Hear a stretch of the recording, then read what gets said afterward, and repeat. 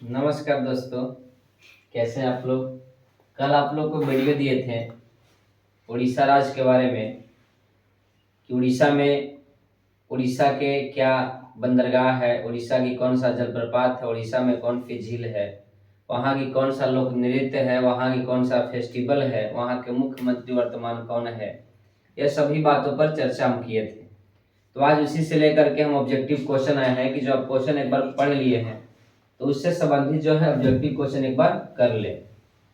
तो आप लोग क्वेश्चन को पहले एक बार देख लीजिए और क्वेश्चन काटे जा रहे हैं उसको साथ साथ आपको जवाब देना होगा।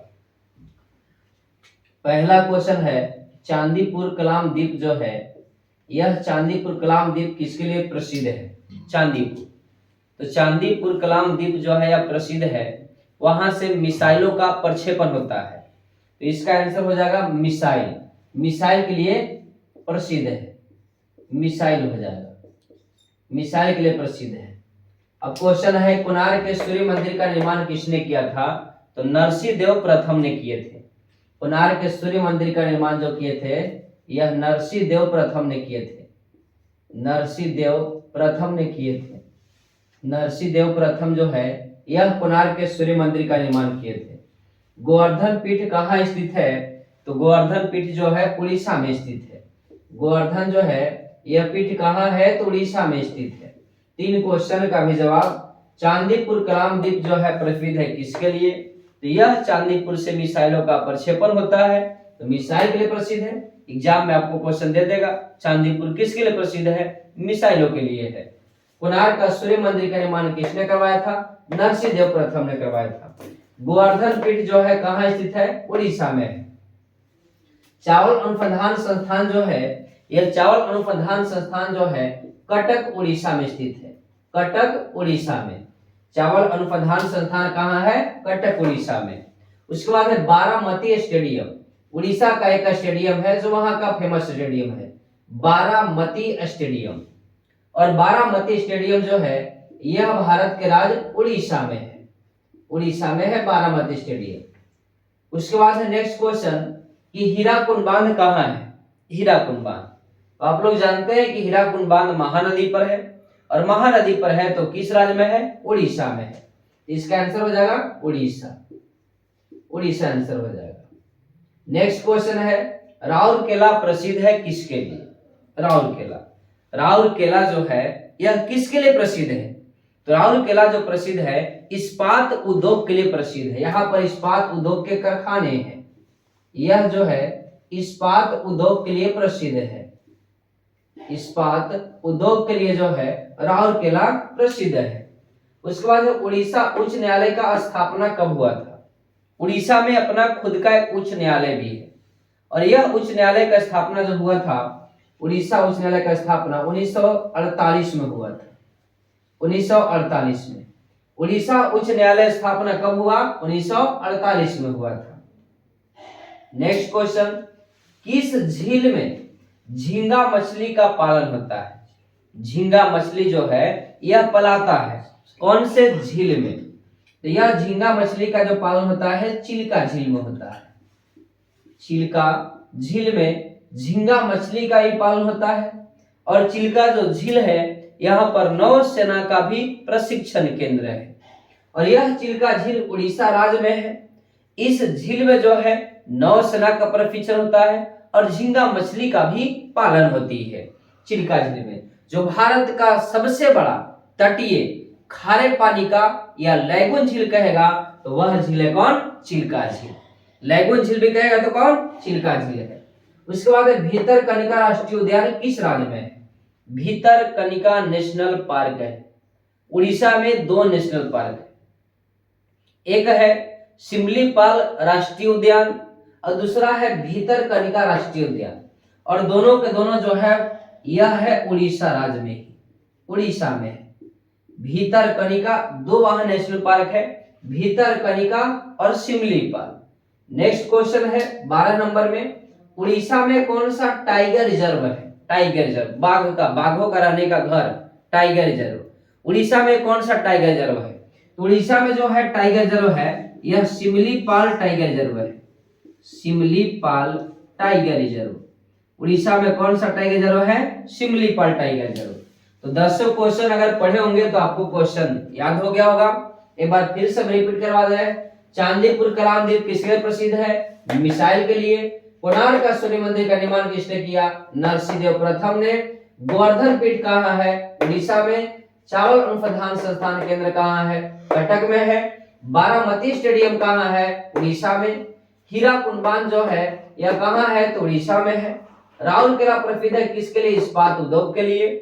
सबसे लंबा बांध कौन सा है? एक क्वेश्चन छूट गया है कि सबसे लंबा बांध कौन सा है? तो यह बांध है हीराकुंड बांध। सबसे लंबा जो बांध है यह कौन सा बांध है? हीराकुंड बांध है। भारत का सबसे लंबा बांध कौन? हीराकुंड बांध। और उड़ीसा उच्च न्यायालय का स्थापना कब हुआ? 1948 में, 1948 में हुआ था। किस झील में झींगा मछली का पालन होता है? तो चिल्का झील में होता है। कौन सा झील? चिल्का झील में। भीतरकनिका राष्ट्रीय उद्यान किस राज्य में है? उड़ीसा में है। भीतरकनिका कहाँ है? उड़ीसा में है। उड़ीसा में कौन सा टाइगर रिजर्व जो है? तो सिमलीपाल टाइगर रिजर्व है। उड़ीसा में कौन सा टाइगर रिजर्व है? सिमलीपाल टाइगर रिजर्व है। Next question, question number 13। Question number 13 कहता है कि हीराकुंड बांध किस नदी पर बनाया गया? हीराकुंड बांध। तो हीराकुंड बांध जो है यह महानदी पर है। हीराकुंड बांध जो है महानदी पर बनाया गया हीराकुंड बांध। 14 नंबर में है कि उड़ीसा राज्य का स्थापना कब हुआ? उड़ीसा राज्य का स्थापना कब किया गया था? तो उड़ीसा जो राज्य बना था यह राज्य 1936 में, 1936 में जो है उड़ीसा एक अपना राज्य का गठन कर लिया था। कब किया था? 1936 में। नेक्स्ट क्वेश्चन, क्वेश्चन नंबर 15 कहता है कि उड़ीसा के वर्तमान जो है मुख्यमंत्री कौन है? उड़ीसा के अभी वर्तमान में मुख्यमंत्री कौन है? तो मोहन चरण मांझी है। मोहन चरण मांझी। मोहन चरण मांझी है। मोहन चरण मांझी जो है यह उड़ीसा के वर्तमान मुख्यमंत्री है। Next question, question number 16। Duduma जो जलप्रपात है, डुडुमा जलप्रपात किस नदी पर जलप्रपात है? डुडुमा। तो यह जलप्रपात है मुचकुंड नदी पर। मुचकुंड नदी पर है। डुडुमा जलप्रपात किस नदी पर है? मुचकुंड नदी पर है। कौन सी नदी पर? मुचकुंड नदी पर। उड़ीसा के तटीय भाग को क्या कहते हैं? उड़ीसा का तटीय भाग आप याद कीजिए, हम बताए थे यह इंडियन मैप है, यह भारत की मैप है, यह भारत की मैप है, इंडियन मैप।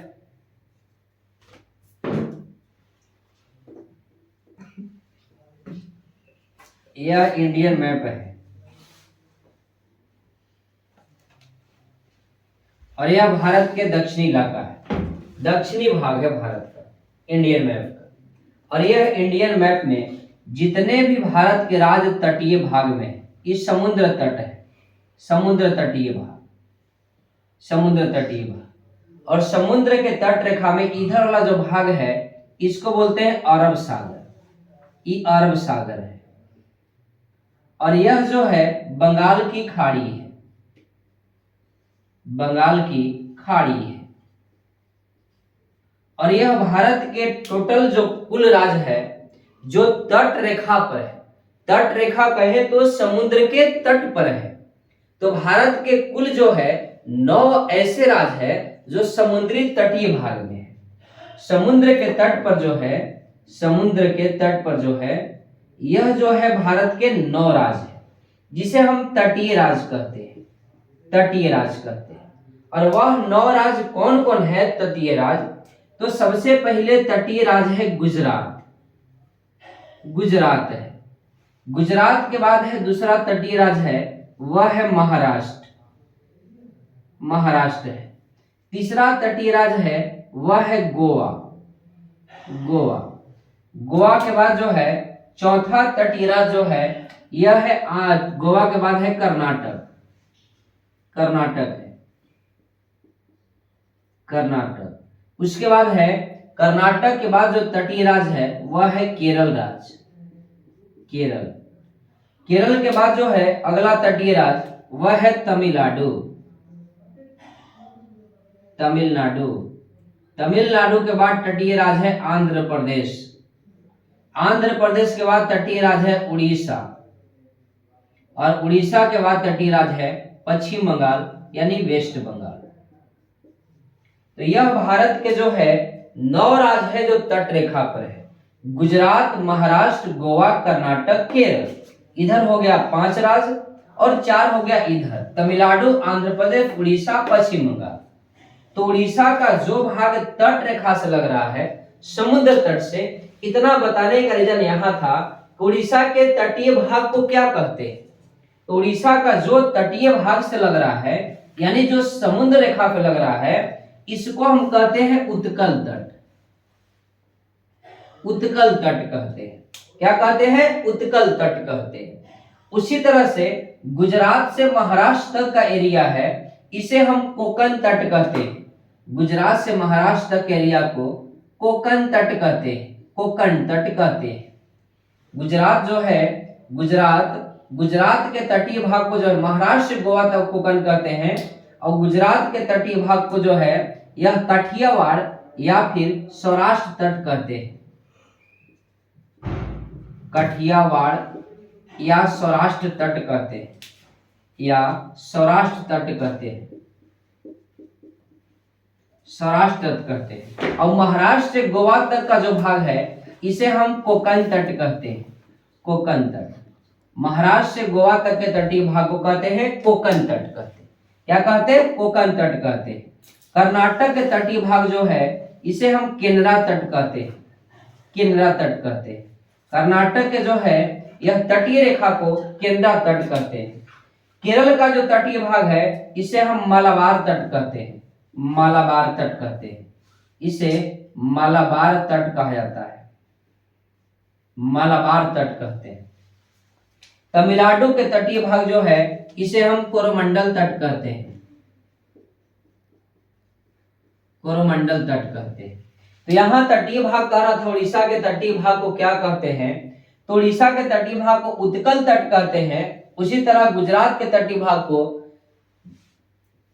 काठियावाड़ तट कहते हैं या सौराष्ट्र तट कहते हैं। महाराष्ट्र के तटीय भाग को महाराष्ट्र गोवा तक को कोकण तट कहते हैं और कर्नाटक के तटीय भाग को केनरा तट कहते हैं। केरल के मालाबार तट कहते हैं।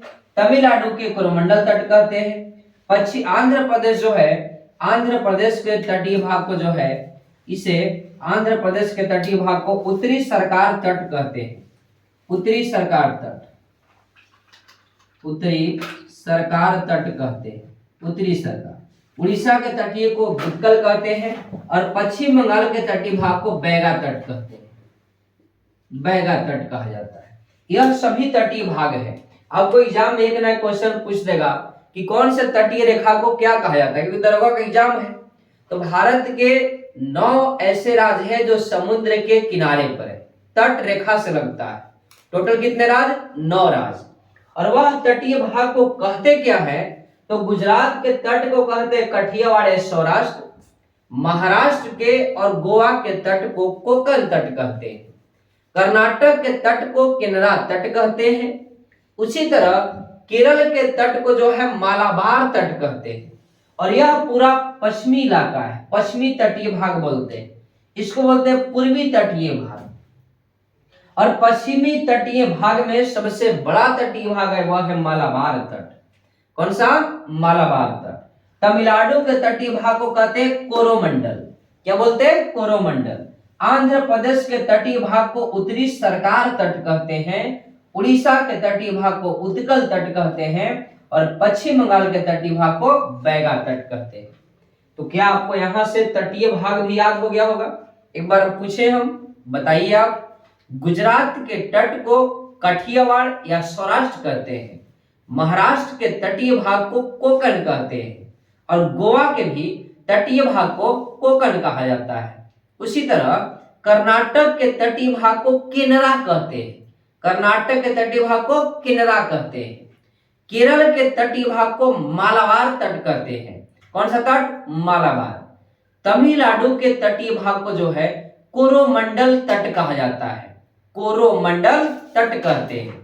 उसी तरह आंध्र प्रदेश के तटीय भाग को उत्तरी सरकार तट कहते हैं, उत्तरी सरकार तट। उसके बाद जो है आंध्र प्रदेश जब ऊपर बढ़ेंगे तो उड़ीसा, उड़ीसा के तटीय भाग को उत्कल तट कहते हैं और पश्चिम बंगाल के तटीय भाग को बैगा तट कहते हैं। तो 9 को राज याद रखना है।